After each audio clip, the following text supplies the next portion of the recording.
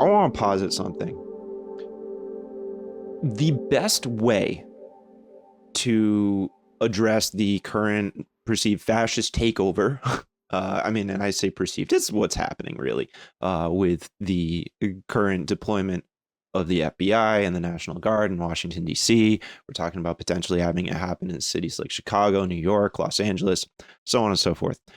Everybody's really worked up about this. Now, that's reasonable. That's incredibly understandable because it's really bad. And the reality is that saying, oh, well, we're having a fascist takeover, that's not going to actually captivate anybody that's supporting Trump or supporting this sort of militaristic police state that's occurring in the United States. That's not going to persuade them to move to your side, to move away from that, to stop supporting this, right? What's the unifying factor here for most people? What's the thing that's actually driving a wedge for everybody right now? It's Epstein. If you look at the broad spectrum of polling regarding the issue of the Epstein files, which is, again, as podcasts like TrueAnon have pointed out, the Epstein files is sort of a misnomer, right? It's not like we have some sort of big list that has all of these names on it that are implicated and we can just pull out a piece of paper and show everybody and it's done. No, it's information that's collected through things like videos, photographs, from all of the documented surveillance that Epstein had around his house and his properties, so on and so forth, right? So there's a decent amount of work that needs to occur in terms of taking what exists within all of that evidence and turning it into something more consolidated, like a list that we can all point to and say, okay, these are the folks that are responsible for the situation. If there's so much unity, regardless of your political affiliation, most of the people that are united in this sense are what would be considered the 60% of Americans that are sort of losing out in the big beautiful bill, right? And when I say big beautiful bill, I mean big dastardly bill, the bill that's basically going to completely destroy any of the social safety net that you as a standard wage worker might be earning, or having any kind of supports that you're getting, that's going to wreck it. So if we are actually going to try and captivate people that are leaning more right, the best mechanism that we have right now to drive a wedge into the system, the consolidation of goals that the elites have, is to focus and keep up and never let the issue of the Epstein files fade from the public discourse. I bring this stuff up because Ghislaine Maxwell was literally arrested in Bradford, New Hampshire. For me, this is sort of a local problem, right? That's indisputable. It's in the record. As of right now, documents show that Ghislaine Maxwell is eligible for work release. It's not clear if she has been given that work release yet, but leaked documents do show that she is indeed eligible for it. Letting a known pedophile go out for work release on a sweetheart deal is completely insane to me. It makes absolutely zero sense. And I think that there's a lot of folks that are independently minded, maybe lean right. There's even a lot of people within the MAGA base that are probably upset by this. If everybody that feels so strongly about the Epstein files is able to consolidate their anger and their frustration and show up to places like town halls, then they can apply pressure on elected officials. It's interesting the Epstein situation was not an issue during the Biden administration.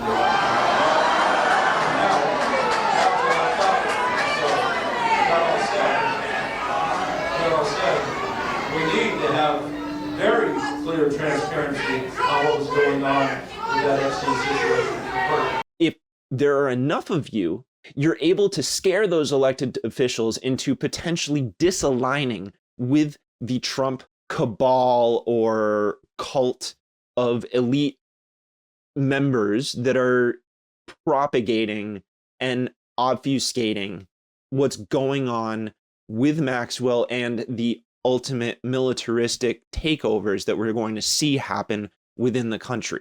If we're going to talk about this in terms of what's a strategy to fundamentally stifle fascist takeovers in this state, you need to understand that attacking the Epstein situation, going after Ghislaine Maxwell, demanding that we see the fall of elites, regardless of their political party. Now, I'm sitting here as somebody who's on the left saying, please just wreck the Clintons. Don't care. Sounds great. And I've actually talked to a number of really fundamental liberals that agree with this point. They don't care. They really don't. So honestly, this is actually the best uniting issue for the American people at the moment. It's not going to be anti-fascism. It's not going to be a woke, social issue thing. It's not going to be the rights of people. As much as many of those things should be enough to captivate folks, they're not going to be. And I think it's really important for people on the left, when we talk about strategizing, to really understand and engage with the realities that you have laid out in front of you. If you want to look at the history of how fascist dictatorships, fascist regimes fell, they fell because of cracks that occurred in the elite structures that existed within those cabinets, those regimes, that were realized by pressures from the public, a loss of faith. Now, it's a hell of a lot scarier to have 100, 200, 300 of your constituents screaming at you in a town hall than it is to, say, have somebody like Trump applying pressure to you in some sort of back room that's well decorated. You're away from the cameras. It's very easy to feel comfortable in that space. But realistically, if the people are applying the pressure, that elected official is going to feel a genuine fear that the masses will be coming for them. And that is the best way to get them so scared and realign themselves and say, wait a minute, maybe the people are the ones that I should be more scared of in this situation than some politician like Trump or some cabinet member like Pam Bondi or Kristi Noem, right? Like, those people don't actually have the ability to strike the same fear into an elected official that a crowd of angry voters does.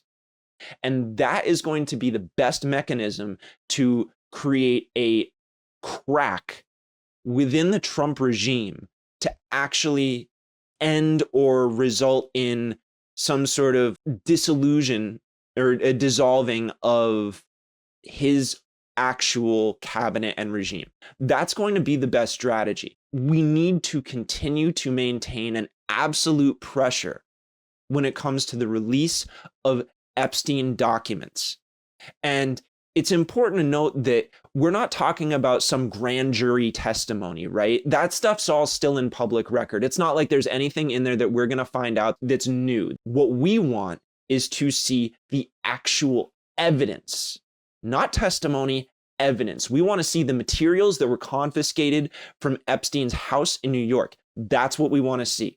We want to see all of those materials because that is actually going to point to who is responsible. Now, I want to be clear. Nobody, and I mean nobody, wants to see or hear anything about the victims of Epstein and Maxwell. That is abhorrent. Nobody is interested in that. We do not believe in exposing victims. That is disgusting.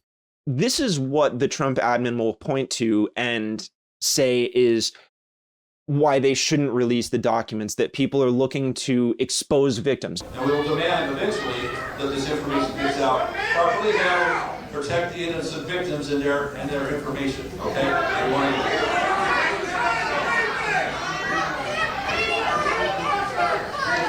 That's a misdirection. So what is important to maintain here is that we are looking to prosecute and jail elite pedophiles, okay? That's it. It's very concerning for the state of democracy, and it reinforces a lot of conspiratorial thoughts. Now,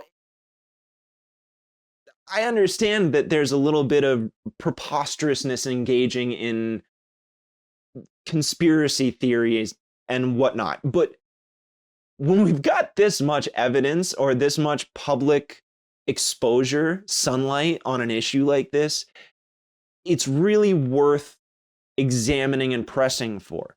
And there's political unity across the aisle. So I want to make the assertion that the releasing of evidence regarding the criminal activities of Jeffrey Epstein and Ghislaine Maxwell is actually a working class issue.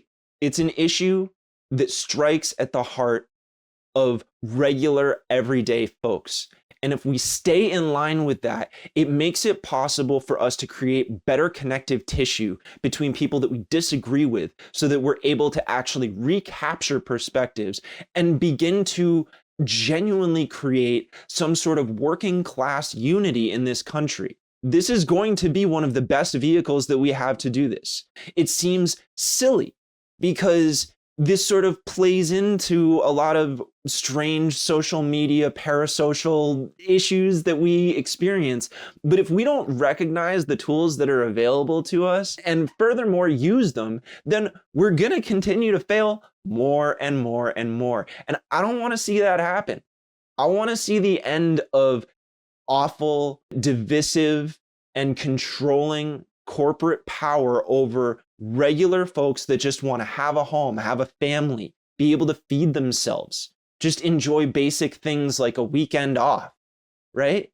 It's not that complicated.